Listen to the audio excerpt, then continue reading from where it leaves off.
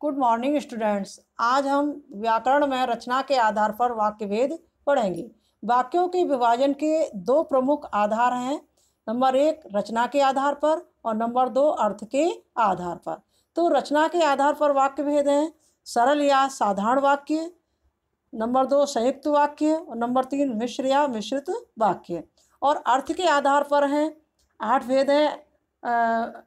Number 1 विधानार्थक या विधानवाचक, नंबर 2 निषेधवाचक, नंबर 3 विस्मयवाचक, नंबर 4 संदेहवाचक, नंबर 5 आज्ञावाचक, नंबर 6 संकेतवाचक, नंबर 5 7 इच्छावाचक और नंबर 8 प्रश्नवाचक।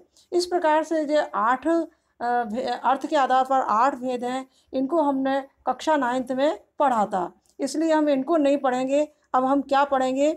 रचना के आधार पर। ये आपके कक्षा 10th की परीक्षा में आएंगे, इसलिए हम रचना के आधार पर जो वाक्य भेद हैं उन्हें हम पढ़ेंगे। तो वो कौन कौन से हैं? सरल या साधारण वाक्य, संयुक्त वाक्य और मिश्र या मिश्रित वाक्य।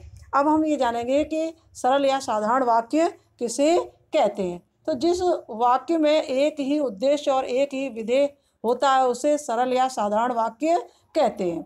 तो उद्देश्य जिसके बारे में कुछ कहा जाता है उसे उद्देश्य कहते हैं। अब विधेय उद्देश्य के बारे में जो कुछ कहा जाता है उसे विधेय कहते हैं। कुछ उदाहरण दिए हैं मैंने, ये जिनको पढ़ने से आपकी समझ में आ जाएगा कि उद्देश्य किसे कहते हैं और विधेय किसे कहते हैं। तो देखिए, यहाँ सुरेश को बुखार है, तो सुरेश यहाँ उद्देश्य है और को बुखार है विधेय है। मेरा भाई होशियार है, मेरा भाई यहाँ उद्देश्य है और होशियार है विधेय है। श्री रामचंद्र सामने वाले घर में रहते हैं, श्री रामचंद्र उद्देश्य है और सामने वाले घर में रहते हैं विधेय है। यह मेरी पुस्तक है, यह उद्देश्य है और मेरी पुस्तक है विधेय। तो जिस वाक्य में एक क्रिया होती है उसे सरल या साधारण वाक्य कहते हैं। अब एक क्रिया होती है, देखिए नीचे उदाहरण दिया है, अलका सोती है, यहाँ सोती एक क्रिया है इसलिए ये साधारण वाक्य है। वह पुस्तक पढ़ता है, पढ़ता एक क्रिया है इसलिए साधारण वाक्य। सभी छात्रों ने व्यायाम किया, व्यायाम क्रिया एक है इसलिए यह साधारण वाक्य। इस तरह से और भी अन्य उदाहरण नीचे दिए गए हैं। अब यहाँ देखिए कि सरल या साधारण वाक्यों में क्रियापदों की संख्या एक भी हो सकती है और एक से अधिक भी हो सकती है। अब यहाँ देखिए कि एक क्रियापद वाला सरल वाक्य, पिताजी आजकल विद्यालय नहीं जाते, तो जाते एक क्रिया हो गई।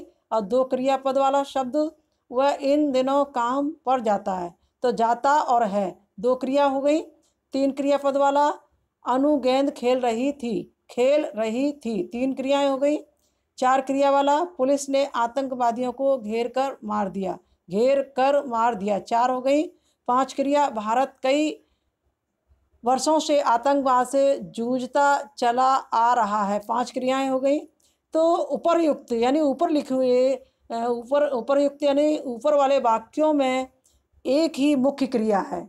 जैसे पहले वाले वाक्य में जाते ये मुख्य क्रिया है और दूसरे वाक्य में जाता ये मुख्य क्रिया है और तीसरे वाले वाक्य में खेल ये मुख्य क्रिया है और चौथे वाले वाक्य में घेर ये मुख्य क्रिया है और पांचवें वाले वाक्य में जूझता ये मुख्य क्रिया है। इन मुख्य क्रियाओं के साथ जो अन्य दूसरी क्रियाएं क्रियापद वाक्य को पूरा करने में सहायक हैं उन्हें सहायक क्रिया कहते हैं। जैसे यहाँ पर है ये सहायक क्रिया है, रही थी ये सहायक क्रिया है, चौथे वाक्य में कर मार दिया ये सहायक क्रिया है और पांचवें वाक्य में चला आ रहा है ये सहायक क्रिया है।